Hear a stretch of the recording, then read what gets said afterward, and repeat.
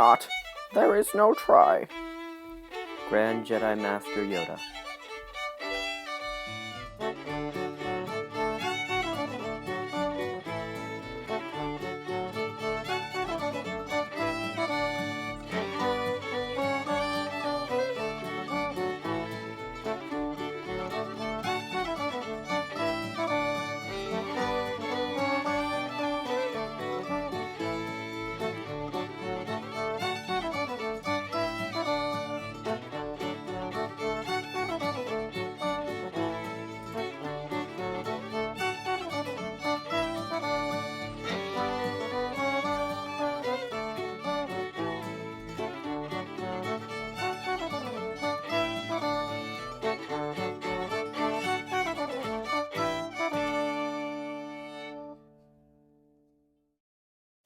Construction of Fort Sumter started in 1829 in Charleston Harbor, South Carolina.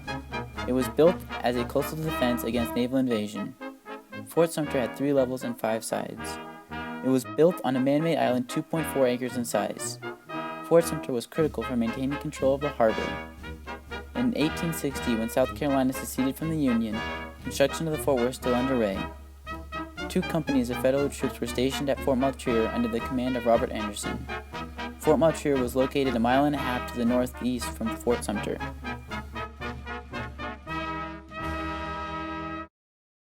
December 26, 1860, Major Robert Anderson abandoned Fort Moultrie. After burning its defenses, he brought companies E and H to Fort Sumter, containing 127 troops, 13 of them musicians. He brought 1 small cannon to be aimed at the city at all times. The defenses of Fort Sumter were not yet complete, and they only had half the armaments that were prepared to have. Thanks be to God, I give them with my whole heart for his having given me the will and shown me the way to bring my command to this fort. I can now breathe freely. The whole force of South Carolina would not venture to attack us. Our crossing was accomplished between 6 and 8 o'clock. I am satisfied that there was no suspicion of what we were going to do. I have no doubt that the news of what I have done will be telegraphed to New York this night. We saw signal rockets thrown up all around just as our last boat came over. I have not time to write more, as I must make my report to the General. Praise be to God for his merciful kindness to us. I think the whole country, North and South, should thank him for this step. Major Robert Anderson. On January 9, 1861, a resupply ship called the Star of the West arrived at Charleston Harbor. The Confederates fired at the ship, forcing it to turn back to the sea. Major Anderson refused to abandon the fort. In 2 months, there would be 3,000 troops besieging Fort Sumter. It was the last military facility not controlled by the Confederacy in South Carolina. Abraham Lincoln was elected president in 1861. He decided that he would send 3 ships to relieve and resupply the fort. Now, the South viewed this as an act of aggression. They had already said that if anybody tried to resupply the fort, they would fire on them. So this was an unsuccessful mission. But on April 11th, militia commander Pierre Gustave Turant Bugart demanded that Major Robert Anderson and his men evacuate the fort so that it could be taken over. Robert Anderson decided not to do this, and on April 12th, the fort was fired upon. It is said that over 3,000 shots were fired in less than 39 hours.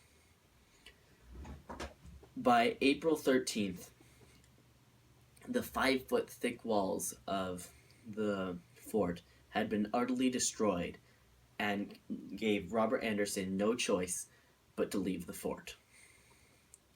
At 2 o'clock p.m., Major Robert Anderson surrendered. There were no casualties during the bombardment of the fort, but there were 2 deaths due to an accidental explosion of a 100-gun salute. After the surrender of Major Robert Anderson, the Confederates retook the fort and used it to create an effective blockade against the Union, protecting Charleston Harbor from invasion.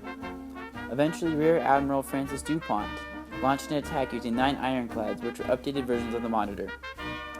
Their attack was uncoordinated and met with heavy resistance by Burgard, forcing the Union fleet to retreat.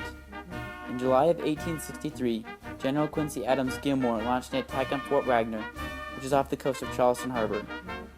After the capture of Fort Wagner, Admiral Dahlgren led a landing party of 400 troops expecting little resistance. He was actually met by 300 Confederate soldiers, forcing the landing party to retreat.